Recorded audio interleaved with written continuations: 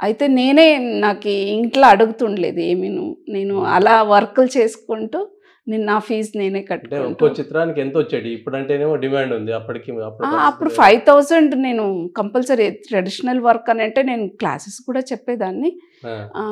ఒక వర్క్‌కి 5000 అలా నాది బీఎఫ్ఏలో ఉన్నప్పుడు అక్కడ గోల్డ్ మెడల్ ఉంటుండే. దాన్ని క్యాన్సెల్ చేసినారు. మేము బెంగుళూరు ఇంకా వచ్చినోళ్ళకి మేమిద్దరు వచ్చినాం. 15 మెంబర్స్ ఇంటర్వ్యూ అయితే మేము ఇద్దరు వచ్చినాము.